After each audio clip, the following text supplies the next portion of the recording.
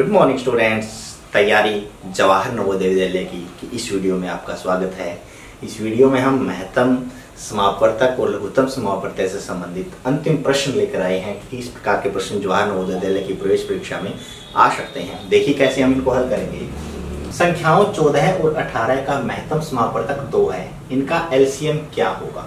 अब एक सूत्र मैं अभी बता रहा हूं आपको, उसी के द्वारा ये प्रश्न हो गए कि यदि हमारे पास दो संख्याएं दे रखी हैं तो दोनों का गुणनफल, दोनों संख्याओं का गुणनफल हमेशा किसके बराबर होगा, लसय गुणा मैसय के बराबर होगा।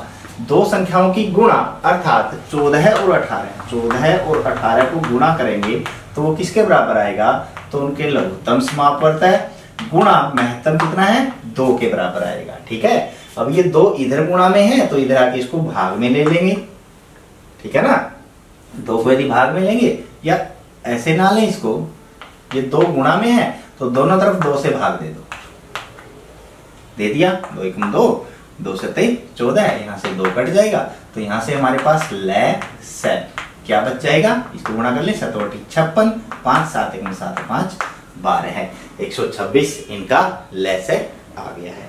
या सीधा सा हम दोनों संख्याओं की गुणा करके महत्तम समापवर्तक से भाग दे दे तो हमारे पास उसका लसय आ जाएगा। ठीक है, पांचवा प्रश्न भी इसी प्रकार है। देखिए दो संख्याओं का गुणनफल 120 है, उनका लसय 30 हो तो मैसय ज्ञात कीजिए। यदि हमें मैसय ज्ञात करना है तो हम सीधा सा उनकी गुणा है 120, उसको लघुत्तम से भाग दे देंगे। दे दो, 3 × 3 3 × 12, तो मैसय हमारे पास कितना आ गया, 4 आ गया। बिल्कुल सिंपल से इसी सूत्र के द्वारा। ठीक है, चौथा प्रश्न, दो सहअभाज्य संख्याओं का मैसय क्या होगा। सहअभाज्य संख्याएं वो होती हैं जिनमें कॉमन डिफरेंस या सार्वगुणनखंड हमेशा एक संख्या होती है, एक ही होता है वो, और उनका महत्तम हमारे पास फिर क्या होगा, 1 होगा। ये ध्यान रखना है, ये प्रश्न कई बार आ जाता है। दो सहअभाज्य संख्याओं का मैसय क्या होगा, 1 होगा। ठीक है, प्रश्न नंबर 3 को देख लेते हैं। दो सहअभाज्य संख्याओं का गुणनफल 117 है तो उनका लसय ज्ञात करो। अब लसय ज्ञात करने के लिए हमें क्या करना पड़ेगा, दोनों की जो गुणा है उसके मैसय, उसको मैसय से भाग देना पड़ेगा।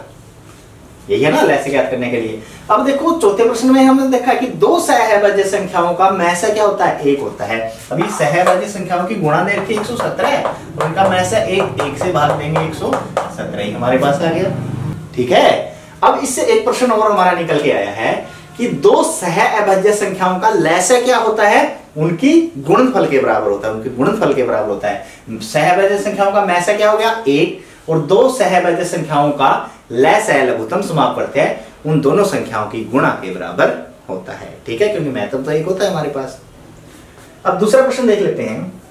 30, 36 और 90 के लसय व मैसय में अंतर। अब दोनों निकालने हैं, लसय भी और मैसय भी। चलो निकाल के देख लेते हैं। सबसे पहले तो 36 को 30 से भाग दे दें, 30 से कम 30, क्या बच गया 6। फिर यहाँ पे ले आए 30 को, 6 पंजे 30, पूरा कट गया। अर्थात इन दोनों का मैसय 6 आ गया, लेकिन 90 को भी एक बार 6 से भाग देके देखना पड़ेगा। 6 कम 6, 3 0, 6 पंजे 30, ये पूरा कट गया। तो इनका मैसय हमारे पास क्या आ गया, मैसय आ गया 6। अब लसय ज्ञात करेंगे, 30 36 90 भाग देते हैं इसे, 2 से 15 है, 2 से 18 है, 2 से 45। अब 3 से 3 पंजे 15, 3 6 18, 15 3 45। अब फिर 3 से चल जाएगा, 3 पंजे 15, 3 दूनी 6, 3 से 5 ऐसे कैसे, 3 दूनी 6, 3 पंजे 15। अब 5 से चलेगा, ये 2 है, ये 1, लास्ट में 2 ही बच गया तो 2 से ही चला देते हैं हम। अब इनकी गुणा देख लेते हैं। 5 दूनी 10, 10 तिये 30, 30 तिये 90, 90 दूनी 180।